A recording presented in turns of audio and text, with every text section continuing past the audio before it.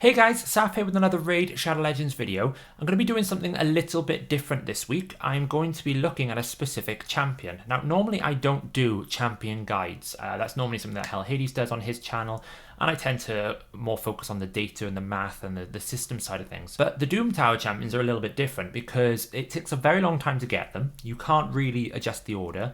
So Gwynneth here as an example is the one that we're going to be looking at today. That's the 5th champion, so you need to have done a fair number of rotations before you can get her. And the common trend tends to be, specifically with the epics, because they tend to be better than the legendaries, by the time you've acquired the champion, do you really have a use or need for them? So if we just have a look at the ones that we have had, the first one being Archmage Helmet, I actually think is one of the best epics in the game. And actually, you probably can use him in many places. He's a triple buffer for a Seer strip. He's got that A2 stun, so he's really good for a Seer team where you don't have the Kaima or the Renegade. We've also got then, I think the second champion was Akoth in the Demonspawn. Now, Akoth, backstory with him, he was originally scheduled to be part of the Battle Pass Season 2 that never happened. So he was put on the back burner, and then he's come out as part of the Doom Tower. At the time of his release, I think only him and some of the legendaries, such as I forget his name, Ignatius, were the only ones that can actually do an AoE HP burn without some sort of condition or less 100% chance. So at the time of his release, he was actually one of the few that could do AoE 100% HP burn, and he could do it unbooked. Obviously then, since we've had Cecilia, we've had Mordecai, we've had a couple of others, so it's more prevalent. Crypt and Graal got a rework, but he was still a pretty good accessible HP burn option. Then we had Rian the Conjurer, who was essentially almost like an alternative version to your Cereses of the world, but for a weaken instead of a decreased defense. So if you needed weaken on that effect, it could work well. It was also a 3-turn instead of a 4-turn, so it had more playtesting. So yeah, so she's an actual decent champion. So the first two I think were fine. The next batch we got then, I actually believe Dark Kael is a very strong champion. But many people are going to say, well, I don't really need to stop the boss critting me. I don't really need decreased attack at certain later stages in the game. He does have some use in Ice Golem, but I actually think he's a solid champion again. You know, his multipliers are okay. They're nothing crazy. But the one I want to look at today, as I said, is Gwynneth. Now, I think Gwynneth has potential to be a very useful champion. Now, we know the Faction Wars has Valkyrie waves. So what her A1 will do is she'll have an AoE attack. Doesn't need any books for this, really. The damage is nice, 30%, but it's not going to be a huge damage in hit. But she won't trigger counterattacks. So if you're fighting in certain waves where there's lots of counterattacks, or there's Valkyries, or there's things like some of the weird Doom Tower stages where they've got built in, like the dwarf that got buffed in the Void rework months ago that didn't make any sense, then this is a good option in a stun set. Her A2 is interesting, especially for where I'm going to be playtesting her in Clan Boss, because she will attack one enemy. There's a 6 times multiplier this, so it hits really, really hard. And what she will do is she will place weaken before she attacks. Now, it took me a bit of playtesting to realize that actually what this means is she will place this even on weak hits, and that is quite big for a lot of situations. And the comp I'm going to be playing her is like a variant of the Fushan Demitha comp, because a lot of the times if you weak hit with weaken, you lose a bit of damage. Well, she's going to be able to sustain this pretty well. Additionally, she's got this heal, which actually is really powerful. It doesn't sound like it's going to be, but in the right setup and the right scenario, it's quite powerful. She will heal herself by 30% of the damage, and then any extra healing, so she's at full HP, she's not going to heal a thing, but all of that healing then goes to everyone else in the team. She ends up being quite a strong healer if you can keep her from being attacked, so that the healing goes to everyone, because that AoE surplus heal is the same value for everyone rather than it being divided amongst the 4 other people on your team. And then finally, the one that got me interested is this Flow of Malaise. I don't know if I've said that right, skill.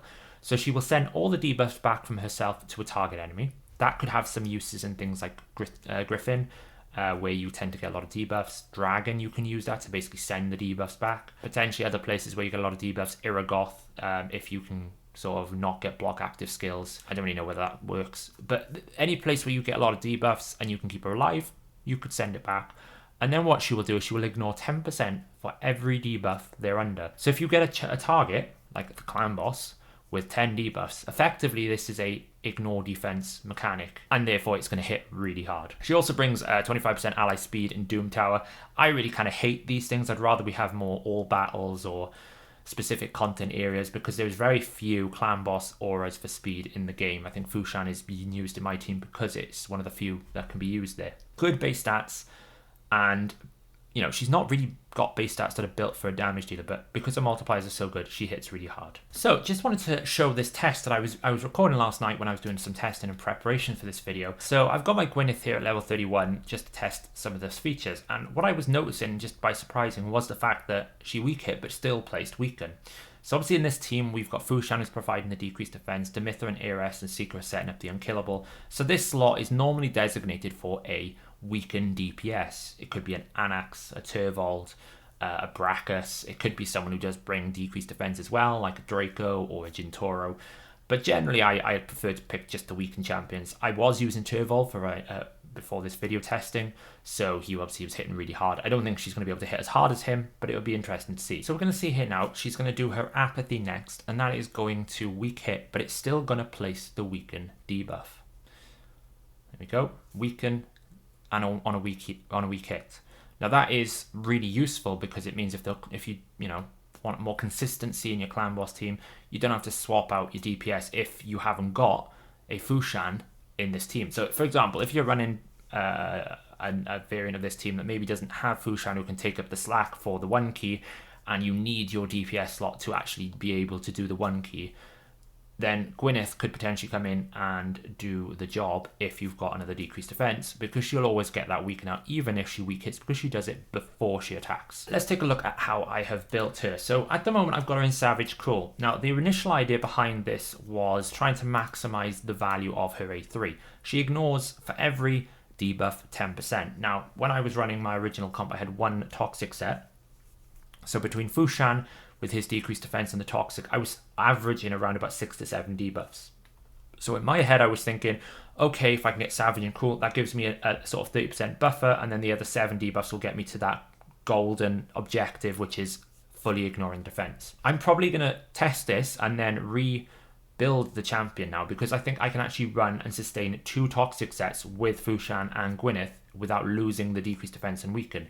Because obviously the fear about running 2 toxic sets is you overrun the debuff bar, and therefore you can't fit in the more important debuffs, which is weaken and decreased defense. But this is just, I would say it's probably a late game build, but it's not an extreme build. I've obviously got Guardians fully maxed out for this faction, so we're getting the +6 speed and the accuracy and the resistance. Her accuracy is a bit low for my liking, but I was pushing damage here. So 168 speed is what works for my clan boss team. I will put the calculator link in the description of this video if anyone wants to reproduce it. I've got 5,500 attack and 219% crit damage. So it is a good, strong build, but it's not anything I would say like, it's not extreme Kraken level gear. For Masteries, it's a Demitha comp, so we can be a little bit more creative. We don't need defense trees because we can't get the retribution counterattacks. So I've just gone sort of a standard down the left War Master because she's only got single hits. Picked up Laura Steel to try and maximize the Cruel. Then I've just picked up Master Hexer to see if we can just keep that weaken going on, just in case there is any rotation where she happens to resist or do some weird stuff. It'll just help sustain it a little bit longer. She does love her books, unfortunately. You do want the A2 and the A3 booked if you're going to use her. A1 not so much, but it is 30% damage, which is nice. But again, the A1, because it's an AoE, is not really a huge hitter. It's the A2 and the A3 we're looking for here. So let's get her in a clan boss team, and let's see how it goes. So the clan has hit it down to Spirit. Spirit is probably the second best affinity. The best one here being Magic, because Fushan and Ares will strong hit, and I won't get any negative effects from the Seeker or Gwynneth. However, we're not too concerned because Fushan will hit his A3 4 times, so the chances are he's going to keep up the decreased defense even if he does get some weak hits. So in terms of the team setup here, I'll just go through the specific instructions. So this is the team setup. Fushan is the leader with the speed aura. We've disabled his A2. That's because his A1 is actually quite funky in the sense that he's one of the few champions that can do a repeat attack. So it's not really an extra turn. it just has a 25% chance every time you A1s to do another A1.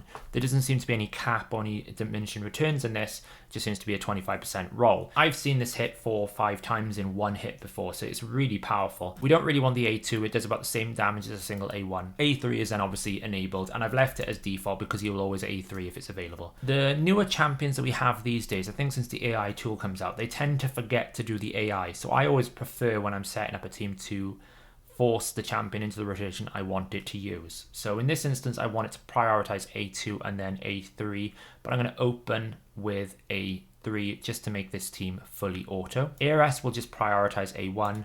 Seeker, there's a 1-turn delay on the A2, and again, by default, he's an older champion. He'll always A2 if it's available. And then for Gwynneth here, I've got her to prioritize the A1. That's where the weaken comes out.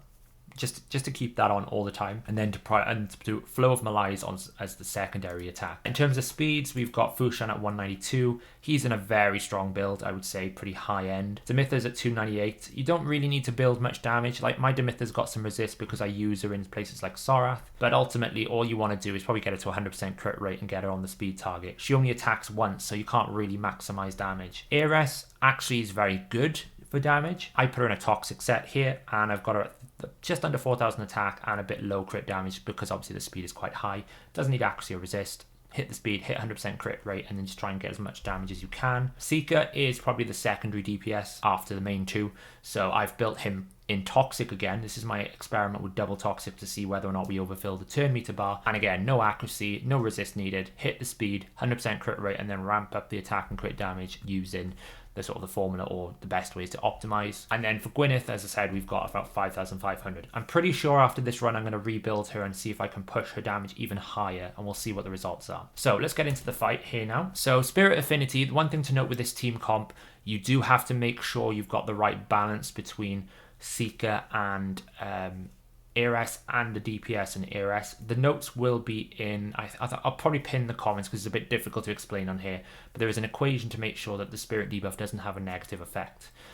This will take until around about turn 5 to fall into a full team setup. It is a 2-1 setup, so Fushan will be running 2 turns to the clan boss's 1 turn. ARS and Demith are actually running 3-1, so ARS will also get a counterattack as well. So ARS effectively is doing 4 attacks per turn. Demitha is then providing the unkillable at the end of every single turn. And then we've got Seeker who's running at a 2-1 with Gwynneth as well. So we're just getting set up here. So we can see the toxic sets are starting to apply here. So we're up to 4 already. And I'm expecting by around about turn 4, we'll probably get a full debuff bar up. Weaken goes out, which is great. So let's just see where we get to. Normally I don't really look at the damage that Gwynneth is going to do until we get into the full team, because that's when we start seeing the full debuff bars and we can really start assessing her damage and seeing how hard she can hit. Obviously, the Fushan as well is weak affinity here, so all of his attacks are going to do 20% less damage even if he doesn't weak hit. So this is kind of a poor showing for Fushan. He's going to suffer a little bit here, but we'll see. So we're just about starting to get into the speed 2 now, so let's take a look and hopefully we can get some of the main debuffs up. Right, Apathy goes out, that's great, so we've got Weaken. Decreased defense is out. Right, let's take a look at some of these damage and hits. I'm going to just take it off auto here so we can slow it down and we can see how hard she hits. So what have we got here? We've got 1, 2, 3, 4, 5, 6, 7. Now she is in Savage Crawl, so this means with 7 debuffs, this will be 100% ignore defense. We've got her on an increased attack, so this should be as hard as this can hit in her current build. So we've got 246,000. That's not bad considering her build. Not bad at all. So let's just now go through an auto and get back to her turn again.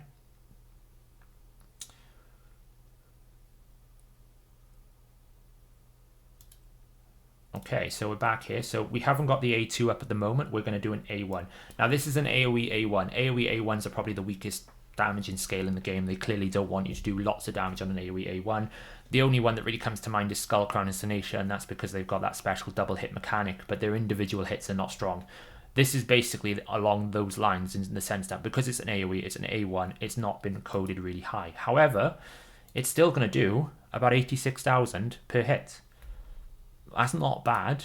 It's not amazing. Certainly not something you'd build her for damage for, but but it's a serviceable A1. So we're going to get back around again to her next ability.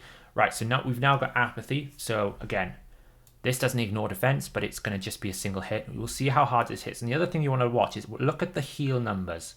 So we know she will heal for 30% of her damage that she deals, but any excess healing, so the healing that she doesn't actually put into her HP bar, will go to everyone.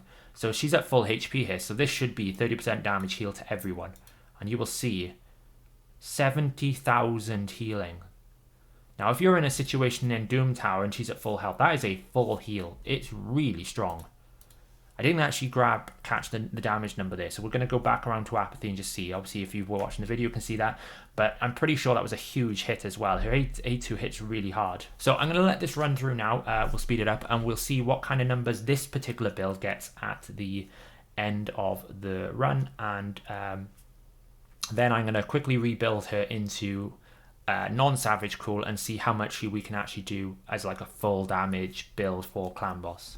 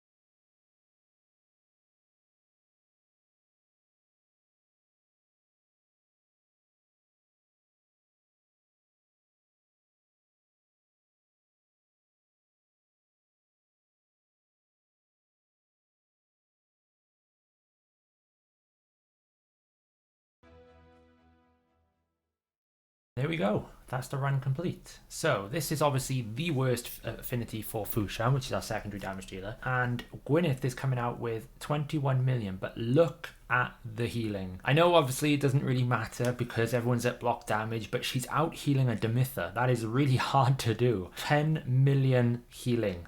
Almost half of her actual damage. So imagine that in a scenario where you actually need healing. That's pretty powerful.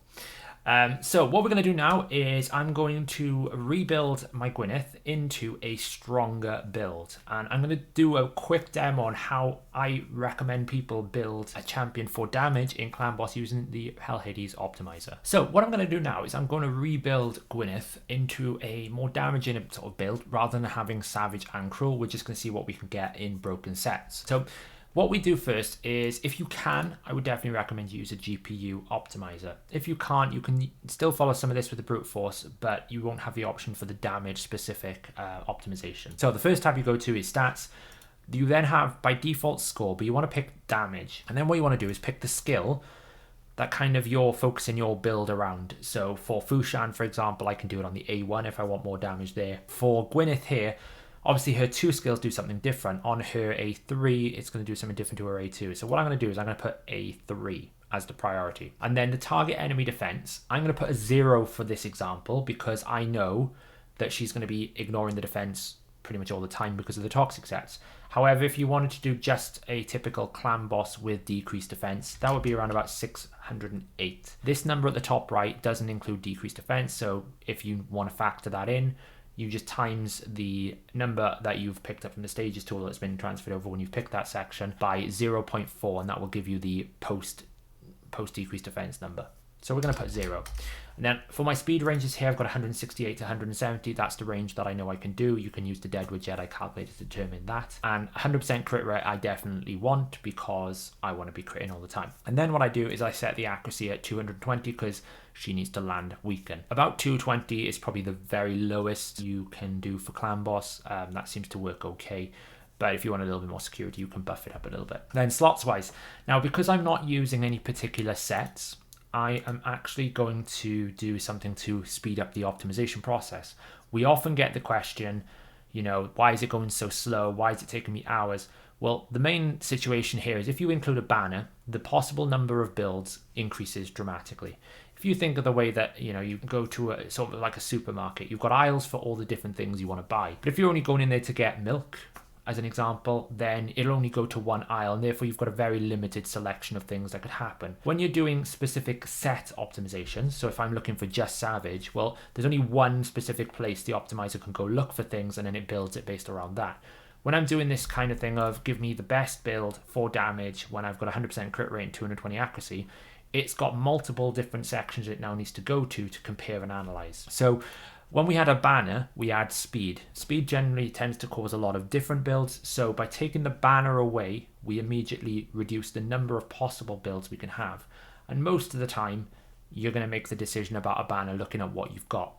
If you're doing any sort of high-end accuracy builds, 400 plus, you're going to need an accuracy banner, so you might as well pick the best accuracy banner with either speed or not, depending on what you need. In this instance, because my speeds are quite low, and the accuracy is quite low at 220, I can get away with an attack banner using a better amulet and potentially a better, like a perception set, and just using the power of my Great Hall to get me up to that number and a power of glyphs. So I've disabled banner, amulet, and ring.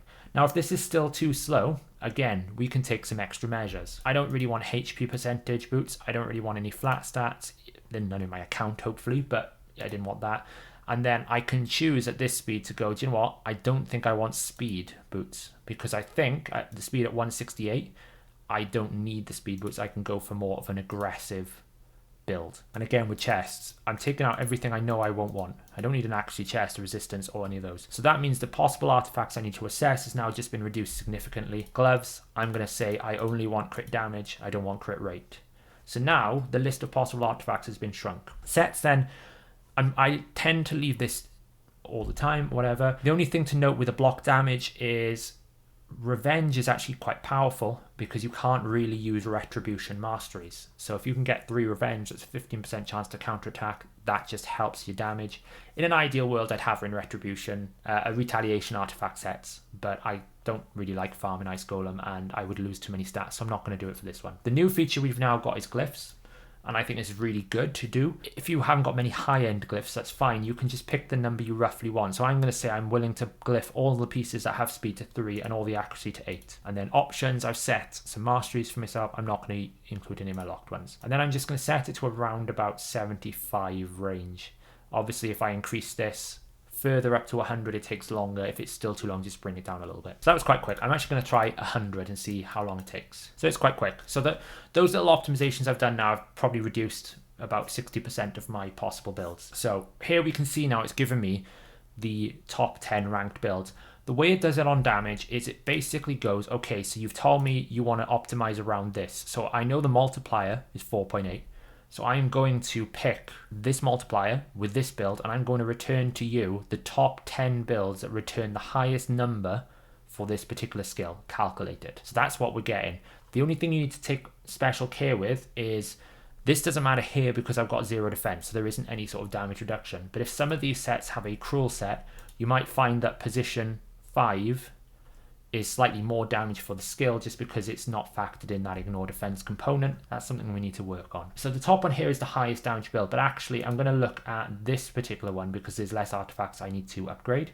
So now I'm going to go into the raid and I'm going to change my build over to this new build. So I've rebuilt her now, and we've gone into 2 crit damage and 1 perception. So it's nice, I've got a little bit more accuracy, but I've now got 5,883 attack. I've got 273% crit damage. So that is about 60% more crit damage than we had, and probably about 400 more attack. So I'm expecting this to hit even harder. So I'm going to run this now in Clan Boss, and we're going to see what kind of numbers we get. So again, weak affinity for Fushan. In an ideal world, I'd be testing this on magic, but let's see what we can do now. So what we'll first do is just have a look, see what the damage compares to what we had in the previous ones. We were hitting somewhere between 240 to 280,000 per A2 and A3. So let's just take a look. I think the A one was 80,000 as well. So we've got the setup right here. So that's 241,000, and we have only got 3 debuffs out.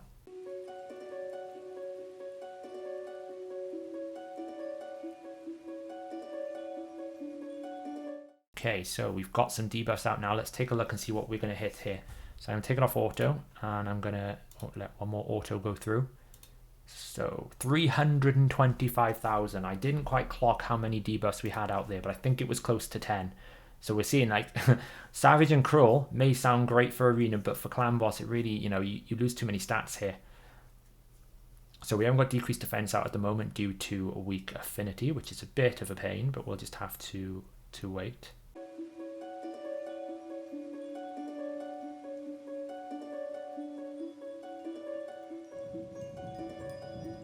Okay, so let's slow this down now. So we've got A1 here. Increase attack is up. We're going to hit for 87,000. Again, A1, nothing special. I wasn't expecting many big gains there. The A2 and the A3 is where we really want to see how hard we can get damage increased by. So we're back here. So we now have weaken and decreased defense out, increase attack on. This is now hitting for 232,000. So that's around about the same as it was before.